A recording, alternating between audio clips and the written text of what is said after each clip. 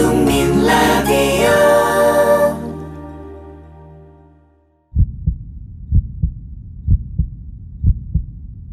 전쟁학의 대가 가브리엘 콜코 교수가 쓴 제국의 몰락이라는 책이 있습니다. 이 책에서 거론되는 제국은 바로 미국입니다. 통제 불가능하게 진화한 기형적 금융, 그리고 막강한 군사적 영향력, 이 두 가지가 미국을 위태롭게 하고 있다는 것입니다. 콜코 교수의 지적대로 미국의 패권적 지위는 중국과 나눠 갖는 G2 구조로 추락하고 있습니다. 국제사회의 힘이 요동치고 있지만 대한민국 외교는 갈팡질팡 오락가락입니다. 이런 가운데 전시작전 통제권을 미국으로부터 돌려받기로 한 약속, 박근혜 정부가 백지화했습니다. 적나라하게는 군사주권 포기 결정이라 하겠습니다. 자주국방을 외친 박정희 대통령 각하가 그립다, 이렇게 말하는 이도 있습니다.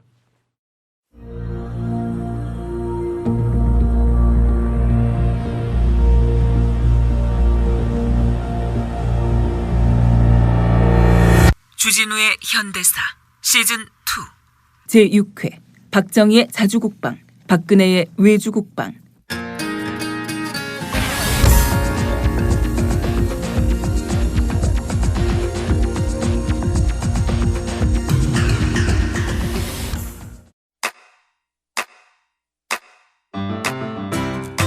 국민 라디오 지지하는 4가지 방법 아시나요? 다운로드하기, 별점 주기, 댓글 달기, 구독하기. 국민 라디오를 보다 많은 이들에게 전할 수 있는 가장 손쉬운 방법. 다운로드하기, 별점 주기, 댓글 달기, 구독하기.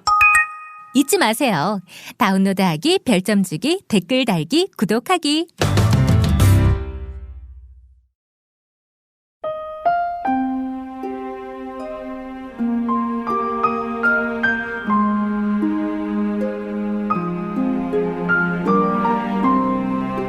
(1905년 11월 17일) 참정부 대신, 오늘로 말하자면 국무총리인 한규서를 만나보자. 그는 지금 덕수궁에 있다. 이럴 수가. 어찌 이런 일이 있을 수 있단 말인가. 오 천재신명이시여, 오 종묘사직이여. 이때 외부 대신, 즉 외교부 장관 박재순이 나타난다. 이런 박재순! 아이고 천정 대신 대감, 이건 면목이 없습니다. 오늘 아침에 만났을 때 분명히 반대한다고 하지 않았던가. 협박에 못 이겨 도장을 날인하게 될지도 모르니 연못에 인장을 던져버리자고 하지 않았나. 그런데 어찌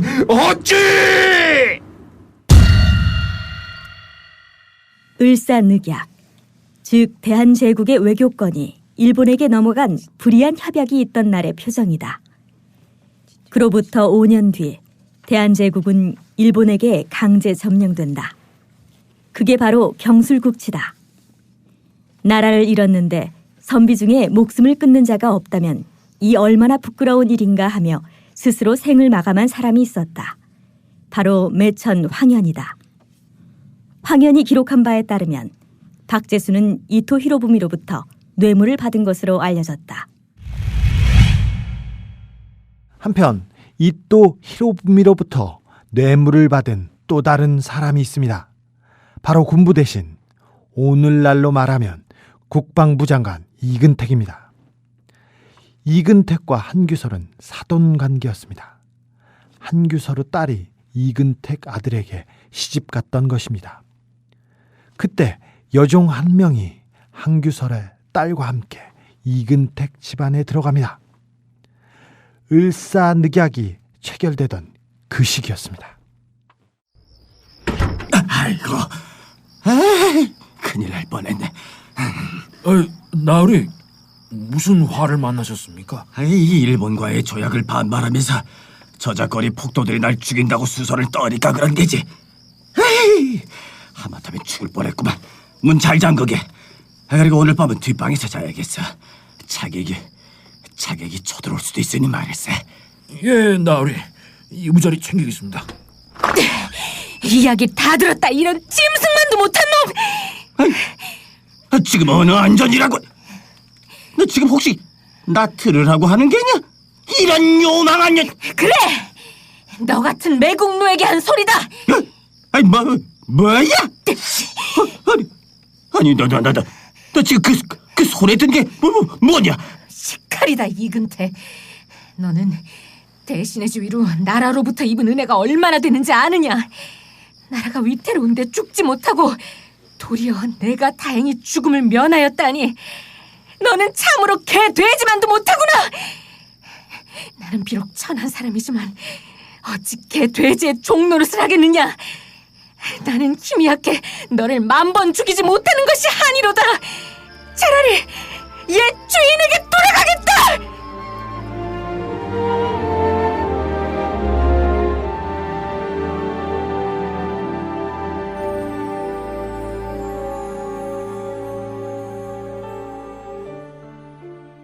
통신과 교통이 불편했던 시절임에도 불구하고 을사능약 직후 일본이 한국의 외교권을 강탈했다는 소식이 전국 각처에 빠르게 알려졌습니다.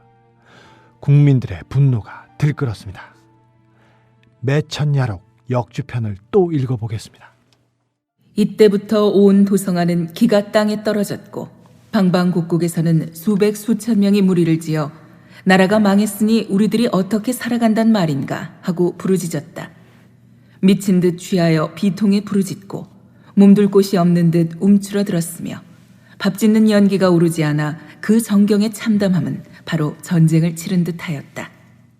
그러자 고종 황제는 11월 22일 황실 고문인 호모 헐버트 씨에게 이렇게 말합니다. 짐은 총칼의 위협과 강요 아래 최근 양국 사이에 체결된 이른바 보호조약이 무효임을 선언합니다. 짐은 동의한 적도 없고 앞으로도 그러할 겁니다. 이 뜻을 미국 정부에 전달하기 바랍니다.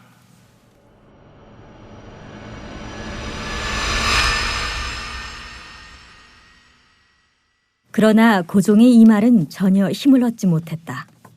결국 일제는 외교권에 이어 경제권까지 흡수한다. 물론 일부에서 나라 빚을 갚아 일본으로부터 독립하자는 운동도 있었다. 이른바 국채보상운동. 여기에 고종 황제도 동참했다. 하지만 찻잔 속의 태풍이었다.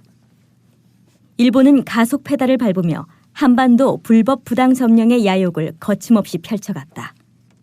고종도 네덜란드 헤이그에서 열리는 제2차 만국평화회의에 밀사를 파견해 일본 강점의 부당성을 역설하게 하려 했다. 일제는 사전에 파악해 제동을 걸었다. 결국 일제는 고종을 폐위시키기로 한다. 1907년 7월 17일 밤의 상황. 폐하, 총리 대신 이완용입니다. 같은 얘기를 하려면 나가게. 더 이상 꼴도 보기 싫으니. 저희의 입장은 변함이 없습니다. 황태자한테 양위하십시오. 이제는 쉬실 때가 됐습니다. 싫다면 어찌할 텐가? 그 일본 사정을 당최 헤아리지 못하시는 겁니까? 일본 천황이 격분하고 있습니다. 국군이 풍전등화와 같습니다. 왕위를 내놓으시면 국가가 직면한 위기를 순식간에 해결할 수 있는데 왜 이렇게 고집을 피우시는 겁니까? 예!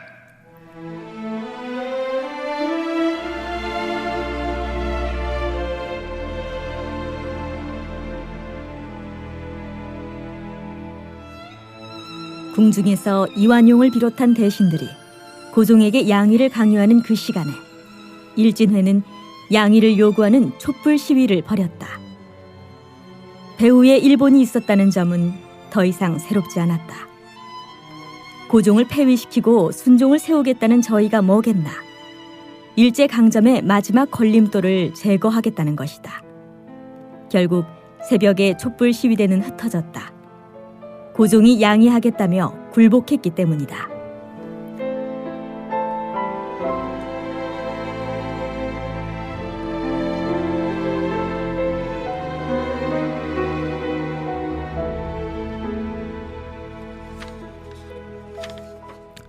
오늘의 본론입니다.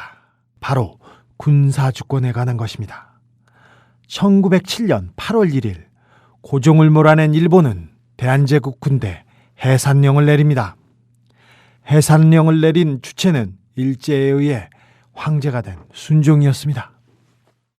나란 일이 다사다난한 때에 쓸데없는데 돈이 쓰이지 않도록 비용을 절감하는 것이 필요하다고 판단한다.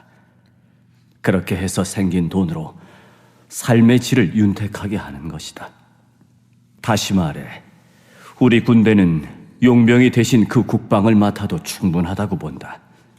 그래서 짐은 지금부터 군제 쇄신을 꾀하려 한다. 배경이 있었습니다. 고종의 퇴위가 현실로 다가오자 일부 대한제국 군인들이 고종 황제의 신변을 경호하고 나섰습니다. 그러자 일본에게 매수된 군부 대신이 이 계획을 누설하면서 계획은 미수에 그치고 말았습니다. 이런 대한제국 군대를 그대로 둘 수 없었습니다. 여기는 대한제국군 1연대 1대대장실. 참령님, 이 분하고 원통한 상황을 어찌... 당시 참령은 박승환이었습니다. 군인으로서 나라를 지키지 못하고 신하로서 충성을 다하지 못하였으니 만번 죽은들 무엇이 아까울 것인가. 잠깐 나가보게. 내 다시 부르기 전에 절대 문을 열지 말고. 예? 예, 알겠습니다.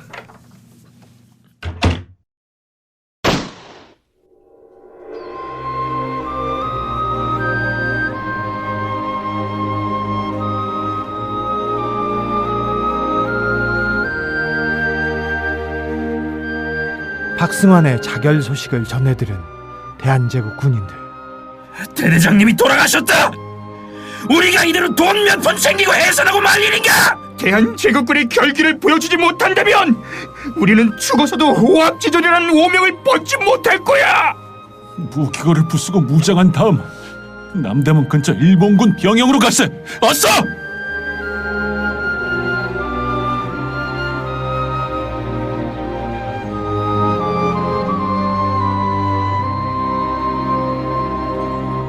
대한제국군은 서울 시내 한복판 남대문에서 마지막 결전을 벌입니다. 상대는 일본군이었습니다. 일본군은 기관총 등 중화기로 무장했습니다. 반면 대한제국 군대가 가진 건 소총이 고작이었습니다.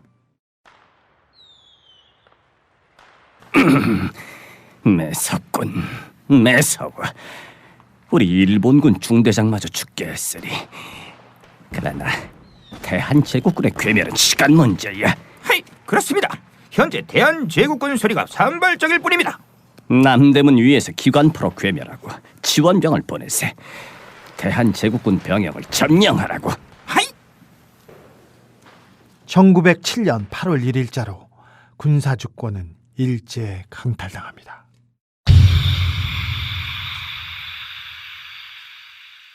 (1910년 8월 22일) 경술국치, 즉 일제강점이 현실이 된다. 그러다가 1945년 8월 15일 일제는 패망하고 이 나라에는 3년간 미군이 지배한다. 그리고 1948년 8월 15일 대한민국 정부가 수립한다. 대한민국 정부는 비로소 정상적인 주권 국가가 되며 군사 주권도 얻는다. 그러나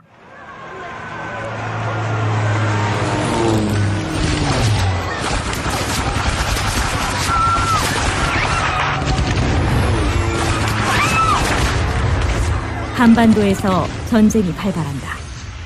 북한의 침략으로 시작된 이 전쟁은 초반 북한군의 파죽지세 남하, 한국군의 패퇴 양상이 뚜렷했다.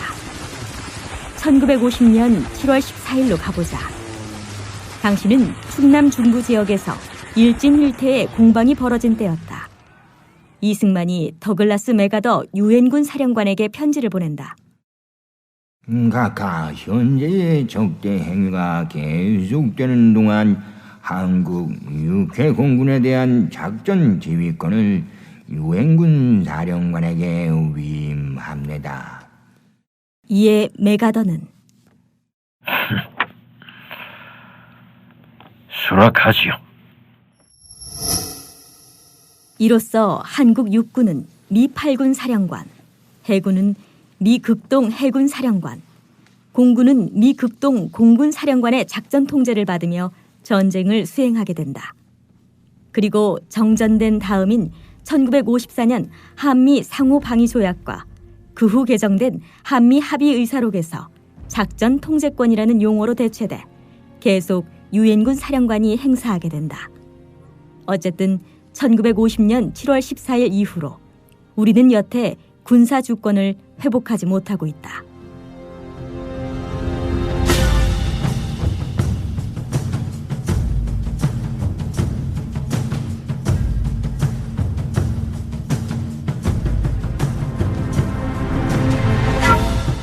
다시는 이 나라에 본인과 같은 불운한 군인이 없도록 합시다. 군인 출신으로 대통령에 오른 최초의 인물은 바로 박정희입니다. 그가 친일파였고 쿠데타를 통해 집권했다는 점은 논외로 하겠습니다. 전력이 그러해도 그는 주권국가의 수장이었습니다. 박정희의 이야기입니다. 지금은 1968년 1월. 뭐야? 뎁콘2를 발령했어? 그렇습니다, 카카. 아니, 그 미국 정보함 하나가 납포됐다고 전쟁 직전 단계 발령을 해? 미국으로선 상황을 엄중하게 보는 것 같습니다. 그렇다면은 우리 군대가 미국 정보함 구하려고 목숨을 걸어야 한다 이 말인가? 이게 말이 되란 말이야. 이틀 전 김신조 일당이 청와대 코앞까지 나타나서 청와대를 위협했을 때 그 미국은 뭐 했어? 아무런 조치를 취하지 않았지 않은가? 아니, 우리가 그 미국의 속국이야? 그 푸에블로 구출을 위해 북한 영토를 타격한다면 전면전이 될 텐데. 결국 그 전시 작전권을 다시 가져와야 해. 미국이 우리를 돕는다고 하지만은 미국의 이익이 우선일 뿐이야. 박정희가 그런 결심을 굳힌 건 북한의 태도 때문이었습니다. 1976년 8월 18일 판문점 도끼 만행 사건이 터지고 얼마 후 박정희의 집무실로 가보겠습니다. 아니 뭐이? 김일성이가 미국한테 직접 사과를 했어? 예, 김신조 사건 때나 문세광 사건 때나 우리가 사과를 요구해도 꼼짝 않던 저 북괴가 미국이 요구하면, 미국이 제의하면 즉각 답을 한다는 겁니다. 이게 다 우리가 종이 호랑이라서 그런 거야. 이 북괴는 미국이 화가 나면은 바로 군사적인 행동을 할 수 있는 국가라고 생각하고 있는 거지. 하지만 이 남한은 화나게 만들어도 미국의 허락이 없으면은 아무것도 못한다고 보는 거라고. 이 진작에 전시작전권을 돌려달라고 할 걸 그랬어. 아주 통탄할 노릇이구만.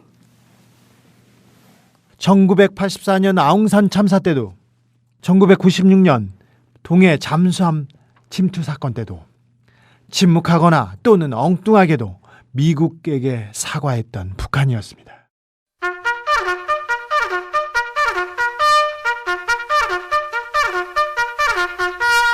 박정희 정부는 미국의 동의와 관계없이 1972년부터 자주국방을 추진하기 시작했습니다. 국방부 옥상에는 자주국방이라는 친필희호가 걸렸습니다.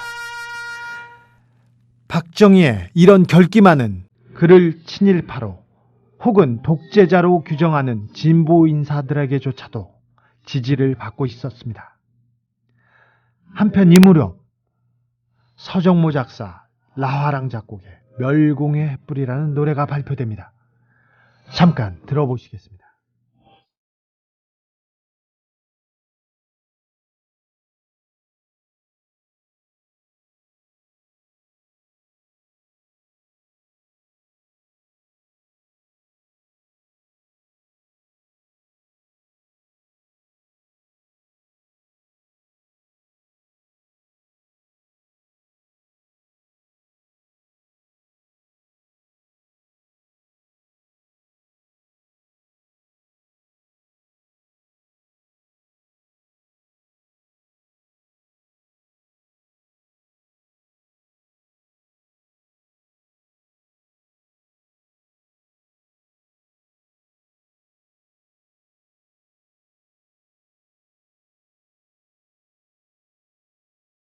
노태우 총재는 레이간 대통령을 예방한 데 이어 워싱턴 포스트 편집 간부들과의 오찬 모임에서 현재 한미 연합사 작전 지휘 체제가 장차에는 수정이 있어야 한다고 밝혔습니다. 노 총재는 주권 국가가 독자적인 작전권을 행사하는 것은 당연한 일이며 한미 연합사 체계도 결국에는 그러한 방향으로 바뀌게 될 것이라고 말했습니다. 박정희 시대가 끝나고 전두환 시대를 지나 노태우가 대통령 선거에 나섭니다. 보통 사람 노태우는 작전 통제권 환수와 용산기지 이전을 여러분께 약속드립니다. 노태우는 한 발 더 나가 2011년에 나온 회고록에서 이런 말을 남깁니다. 미군이 나가면 나라 망하는 것처럼 생각하는 한국군 장성들이 있는데 큰일이야. 정말 큰일이야.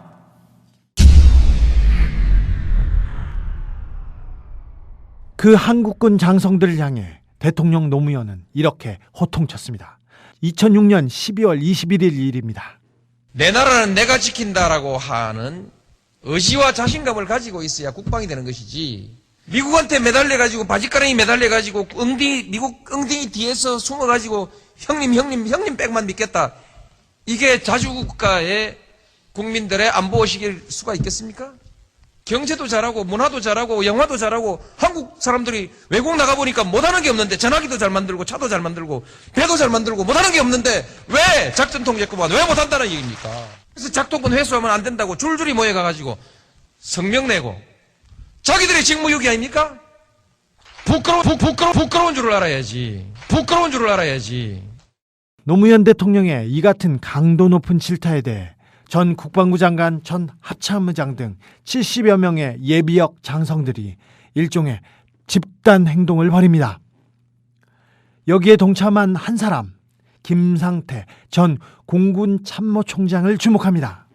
역대 장관들이, 총장들이 작전권 하나 행사 못하고 무슨 벨트를 달고 그돈 못 그리겠느냐, 이거는 참 너무나 지나친 표현인 것처럼 생각을 합니다. 김상태 이 사람, 그런데 이런 일을 벌였습니다. 공군의 군사 기밀을 미국 군수업체에 넘긴 회사 대표가 재판을 받게 된 25억 원을 받았다고 밝혔습니다. 서울고등법원은 군사기밀을 미국 군수업체 로키드 마틴사에 넘긴 혐의로 재판에 넘겨진 김상태 전 공군 참모총장에게 징역 10개월에 집행유예 2년을 선고했습니다. 재판부는 누설한 군사기밀은 국가안보에 위험을 미칠 수 있었다면서 경제적 이득을 목적으로 군사기밀을 넘긴 사실이 인정된다며 이같이 판결했습니다.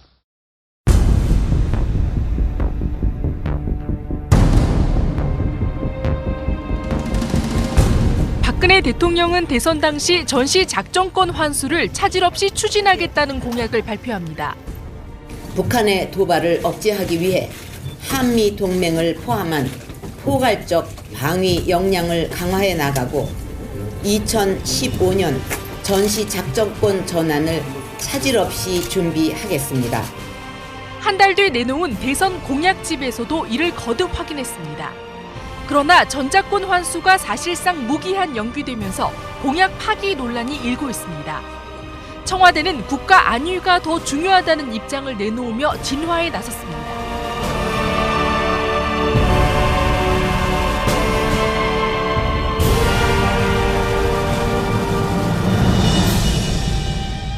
통일부 장관을 지낸 정세현 원광대 총장의 한 말입니다.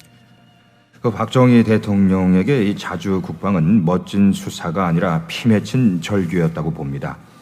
이게 40년이 넘었고 자주 국방에 기치를 내걸고 그동안 엄청난 국가 예산을 국방비에 투자했는데도 아직도 군사력으로 북한을 감당할 수 없어서 전작권을 무기한 미국에 맡길 수밖에 없이 됐다니 기가 막힐 노릇입니다.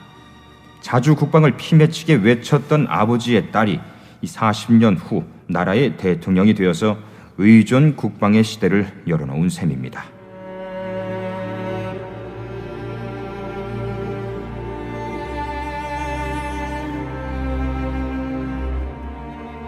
(130년) 동안 군사 주권이 없는 나라, 우리의 비극에 대해서 대통령도 아무 말이 없습니다. 물론 이런 말을 하는 사람은 있습니다.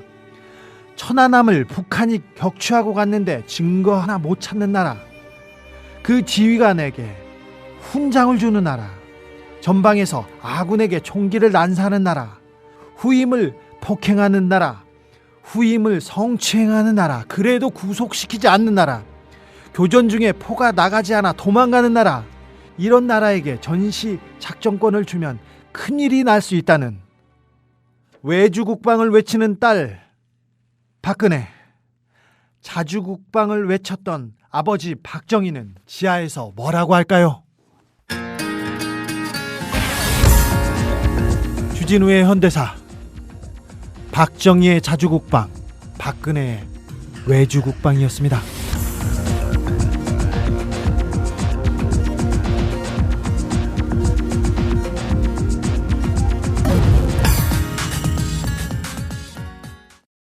미디어 협동조합 국민TV 뉴스K 앵커 노종면입니다.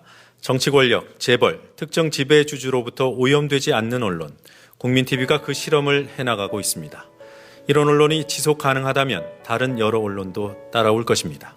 닻을 올린 국민TV, 순항하도록 힘을 실어주십시오.